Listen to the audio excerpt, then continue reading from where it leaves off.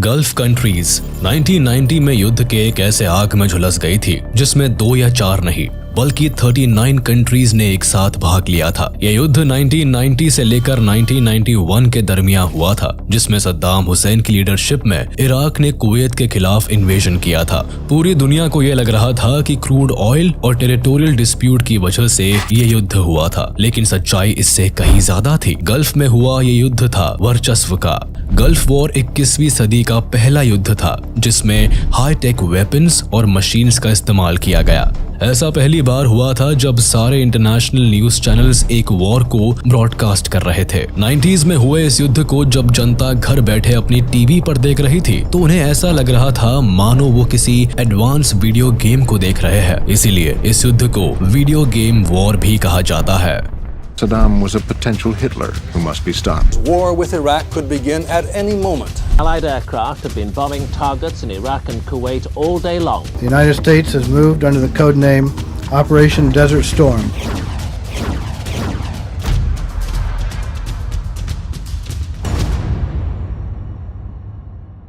हम अगर पास्ट में देखें तो पता चलता है कि एक समय में कुवैत और सऊदी अरेबिया से इराक के काफी अच्छे रिलेशंस थे, लेकिन ऐसा क्या हुआ कि सद्दाम हुसैन ने इन दोनों पर इन्वेजन करने की कोशिश की। 1979 में ईरान में इस्लामिक रेवोल्यूशन हुआ जिसमें मोहम्मद रेजा पहलवी को तख्त से हटाकर रेवोल्यूशनरी क्लेरिक रूहुल्लाह खोमेनी खुद ईरान के लीडर बन गए। ईरान में चल रहे इस इस्लामिक रेवोल्यूशन की वजह से कई पर्शियन गल्फ कंट्रीज ईरान की दुश्मन बन गई। दरअसल इस्लामिक रेवोल्यूशन के बाद ईरान के लीडर रूहुल्लाह खोमेनी बाकी मुस्लिम देशों से भी इस्लामिक रेवोल्यूशन के लिए अपील करने लगे, जिसे कई सारी पर्शियन गल्फ कंट्रीज के लीडर्स ने एक थ्रेट के तौर पर देखा।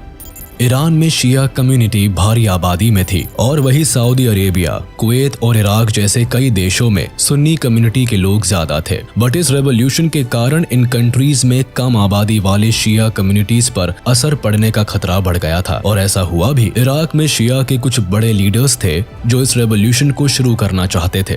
ऐसे में अगर इराक की जनता रिवोल्ट कर देती तो सद्दाम हुसैन की गद्दी खतरे में आ जाती और इसीलिए इराकी सरकार ने इन शिया लीडर्स को मरवा दिया, जिस वजह से ईरान और इराक के बीच वॉर की संभावना ज्यादा बढ़ गई।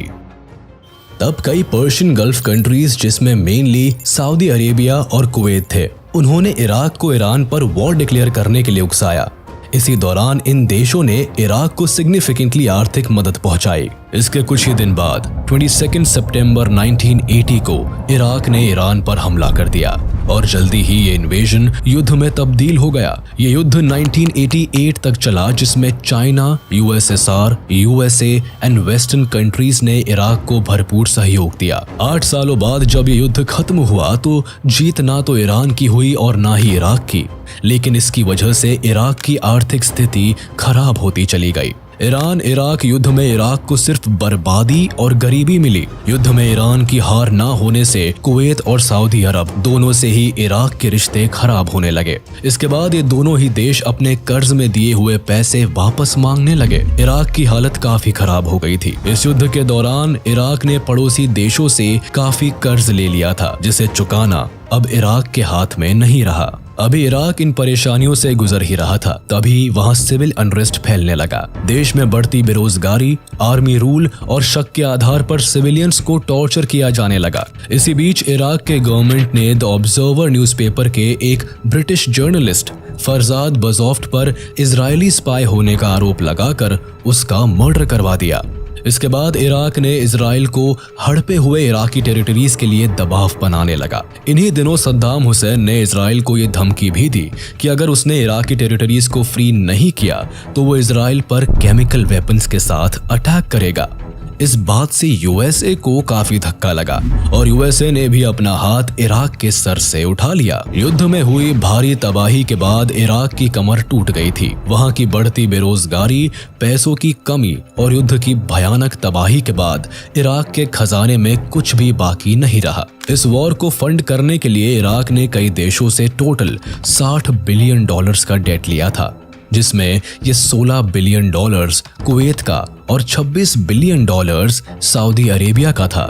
ऐसे में इराक ने सऊदी एंड कुवैत पड़ोसी देशों को लिखकर कर्ज माफी मांगी। लेकिन किसी भी देश ने इस बात पर ध्यान नहीं दिया। लगभग सारे देशों ने ही अपने पैसों के लिए इराक पर प्रेशर बनाना शुरू कर दिया। इसे लौटाने के लिए उस समय इराक के ऑयल मिनिस्टर इसाम अल चलाबी ने ओपेक कंट्री से ऑयल प्रोडक्शन कम करने की रिक्वेस्ट की थी और खुद ऑयल प्रोडक्शन धीमा कर दिया था, जिससे कि इंटरनेशनल मार्केट में क्रूड ऑयल की अच्छी कीमत मिल सके और कुछ ही वक्त में इराक अपने सारे कर्ज चुका सके।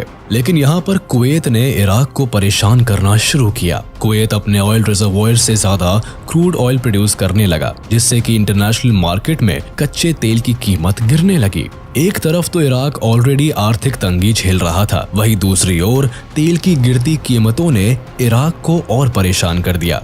ऐसे में सद्दाम हुसैन ने आप देखा ना ताब और अपनी इराकी आर्मी को कुवैत पर अटैक करने के लिए मोबिलाइज कर दिया।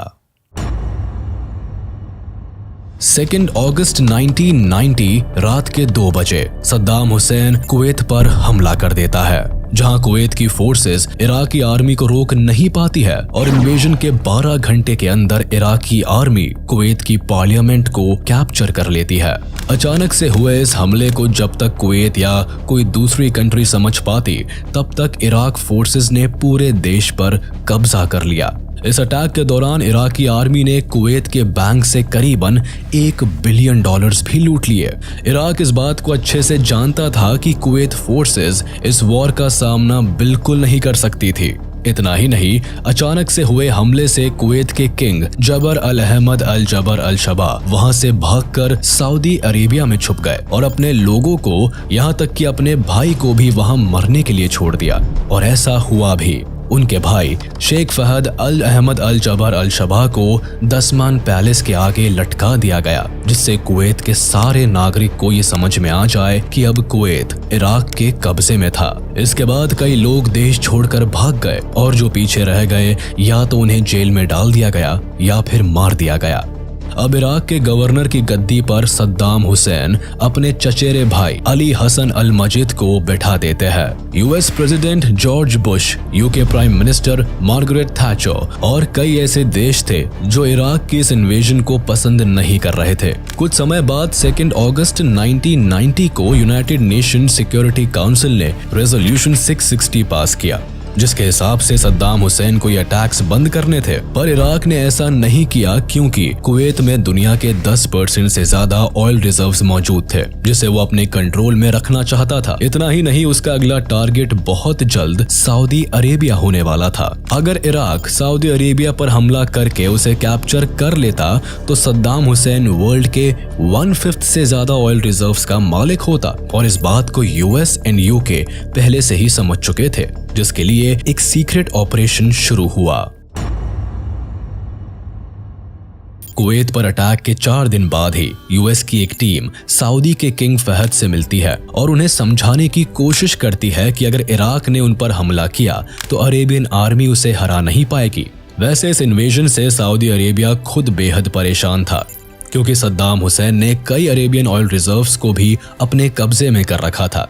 अपने देश को बचाने के लिए किंग फहद यूएस अलायंस को अपने एयर स्पेस यूज करने की परमिशन देते हैं। कुवैत की ऑयल रिजर्व्स पर अमेरिका की नजर बहुत पहले से थी एंड जब UK prime minister Margaret Thatcher ने कोऑपरेशन के लिए रिक्वेस्ट की, तब यूएस अपना बेनिफिट देखते हुए इराक के खिलाफ आ जाता है। इसके बाद सबसे पहले यूएनएससी ने इराक पर रेजोल्यूशन 661 के अंदर इकोनॉमिक सैंक्शंस लगा दिए और रेजोल्यूशन 665 के तहत नेवल ब्लॉकिंग शुरू की। फिर सऊदी अरेबिया को बचाने के लिए यूएन ने एक कोएलिशन फोर्स बनाई, जिसमें इजिप्ट और सीरिया जैसे 39 देशों की आर्मी मौजूद थी। अभी भी सद्दाम हुसैन ने सऊदी अरेबिया पर हमला नहीं किया था, बट अब वर्ल्ड लीडर्स सद्दाम हुसैन के खिलाफ हो चुके थे और कोलिशन आर्मी का आगाज होना तय था। 29 नवंबर 1990 यूएनएससी रेजोल्यूशन 670 को पास करता है, जिसके हिसाब से सद्दाम हुसैन को 6 हफ्ते के अंदर अंदर यानी 15 जनवरी तक इस इन्वेजन को बंद करना होगा। बट इस वार्निंग का सद्दाम हुसैन पर कोई असर नहीं पड़ता है।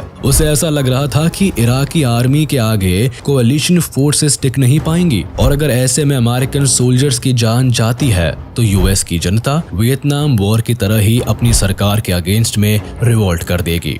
वहीं दूसरी ओर कोalition फोर्सेस ये बात अच्छी तरह से जानती थी कि इराक के लिए मास डिस्ट्रक्शन का वेपन यूज करना कोई बड़ी बात नहीं थी, क्योंकि कुछ साल पहले ही इराक ने केमिकल वेपन्स का इस्तेमाल कर्डिश मिलिट्री पर किया था और इसी बात को ध्यान में रखते हुए कोalition फोर्सेस के कई सोल्जर्स को इससे बचने की ट्रेनिंग दी जा रही थी। सद्दाम हुसैन को मिली डेडलाइन के खत्म होने से एक हफ्ते पहले ही सऊदी अरेबिया में 7 लाख से ज्यादा कोalition फोर्सेस के सोल्जर्स जमा हो जाते हैं। इतना ही नहीं, दुनिया भर से best pilots, jet fighters and aircrafts इस वक्त सऊदी में मौजूद थे और पूरी तरह इराक के किसी भी हमले से लड़ने के लिए तैयार रहते हैं। बट कोalition फोर्सेस के इराक पर अटैक करने से पहले सभी देश इराक को एक मौका देना चाहते थे और इसी कोशिश को आगे बढ़ाते हुए American foreign minister James Baker Iraq foreign minister Tariq Aziz से बात करते हैं। इस 8 घंटे की कॉन्वर्सेशन में अमेरिका इराक को कुवैत से पीछे हटने को कहता है, जिसे इराक मानने से इनकार कर देता है। उसके बाद लड़ाई पर बात आते ही यूएस की वार्निंग इराक को जाती है कि अगर इराक ने वॉर के दौरान कोalition फोर्सेस पर केमिकल वेपन से हमला किया तो अमेरिका उसका जवाब न्यूक्लियर वेपन से देगा। इस आखिरी समझौते का भी नतीजा कुछ नहीं निकलता है और ऑपरेशन डेजर्ट स्टॉर्म शुरू हो जाता है। 15 जनवरी 1991 को यूएनएससी से मिली डेडलाइन एक्सपायर हो जाती है, जिसके 2 दिन बाद 17 जनवरी को कोalition फोर्सेस के एयरक्राफ्ट्स इराक और कुवैत के एरिया में एंटर करते ही बॉम्ब्स गिराना शुरू कर देते हैं। इतने भारी बमबारी का सामना करना इराकी फोर्सेस के लिए बेहद मुश्किल हो जाता है। फिर कोalition फोर्सेस इराक के कैपिटल बगदाद को सबसे पहले निशाना बनाती है और यहाँ लगातार अटैक्स किए जाते हैं। इसके बाद इराक के रेडार्स और कम्युनिकेशन नेटवर्क्स को डिस्ट्रॉय किया जाता है और फिर मिलिट्री स्टेशंस और पावर स्टेशंस को तबाह किए जाते हैं। ऐसा करने के पीछे कोalition फोर्सेस का एम था कि सद्दाम हुसैन की मिलिट्री को पैरालाइज कर दिया जाए, क्योंकि यही एक तरीका था जिससे इराकी आर्मी को हराया जा सकता था। सद्दाम हुसैन को पहले ही इस बात की भनक लग गई थी और इसीलिए उसने स्कड मिसाइल्स को इजराइल पर लॉन्च कर दिया। दरअसल इजराइल और अमेरिका के काफी अच्छे रिश्ते थे और लगभग पूरी गल्फ कंट्रीज से इजराइल की दुश्मनी रही है। ऐसे में अगर इजराइल सद्दाम हुसैन पर वापस अटैक करता तो बाकी के सारे गल्फ कंट्रीज इजराइल के खिलाफ सद्दाम के साइड में आ जाते और 39 देशों की आर्मी अलायंस टूट जाती। ऐसे में अमेरिका ने आगे बढ़कर इजराइल को रिटेलिएट करने से रोका। पूरी दुनिया को ऐसा लगता है कि शायद इजराइल अमेरिका की बात नहीं सुनेगा और रिटेलिएट करेगा, बट ऐसा नहीं होता है और वो अमेरिका की बात मान लेता है। Eventually, the Israeli Prime Minister Yitzhak Shamir decided not to attack due to the strong pressure from Washington. Saddam के स्कड मिसाइल्स को रोकने के लिए अमेरिका इजराइल को ढेर सारे पेट्रियट मिसाइल्स दे देता है, जिससे कि इजराइल के ऊपर आ रहे स्कड मिसाइल्स बेअसर हो जाते हैं। इसके बाद कोalition फोर्सेस ने इराक के कई ट्रूप्स को मार गिराया, जिसके बाद सद्दाम हुसैन ने एक नया प्लान बनाया और बैटल ऑफ खाफजी शुरू हुई, जिसमें इराक सऊदी अरेबिया पर अटैक करने के लिए आगे बढ़ता है। यहाँ पर कोalition फोर्सेस को थोड़ी परेशानियों का सामना करना पड़ता है, क्योंकि इतने हाई टेम्परेचर में लड़ना इनमें से कई ट्रूप्स के लिए काफी मुश्किल था। पर एयरफोर्स और कोalition फोर्सेस की पॉपुलेशन ज्यादा होने के कारण इराक की आर्मी को हार का सामना करना पड़ा। वहीं दूसरी तरफ कोalition फोर्सेस अभी भी लगातार बगदाद पर अटैक्स किए जा रही थी, जिसके कारण सद्दाम हुसैन ने कुवैत के करीबन 600 ऑयल वेल्स में आग लगाकर उन्हें बम से उड़ा दिया। सद्दाम के इस फैसले से दुनिया के इकोलॉजी को बहुत बड़ा नुकसान पहुंचाया। पूरा कुवैत आग से लिपटा हुआ था, जिसके कारण एयर फोर्सेस का हवाई अटैक करना नामुमकिन था। और फिर 24 फरवरी को कोalition फोर्सेस जमीन पर उतरती है एंड इराक की फोर्सेस को कुवैत से बाहर कर देती है। यहाँ पर कोalition फोर्सेस के 2 एम्स थे। पहला, कुवैत को इराक से आजाद कराना और दूसरा, इराक द्वारा छिपकर इजराइल पर अटैक करने वाले फोर्सेस को वीक करना, जिसे 3 दिन में कोalition फोर्सेस ने कर दिखाया। 27 फरवरी 1991 को सद्दाम हुसैन अपने आर्मी को इराक वापस बुला लेता है और इधर जॉर्ज बुश ये घोषणा करते हैं कि कुवैत अब इराक की चंगुल से आजाद हो चुका है। Kuwait is liberated. Iraq's army is defeated. Our military objectives are met. इस वॉर के बाद इराक की इकोनॉमी बहुत नीचे आ गई और आज भी यहाँ के लोग सद्दाम हुसैन के कई गलत फैसलों के नतीजे भुगत रहे हैं।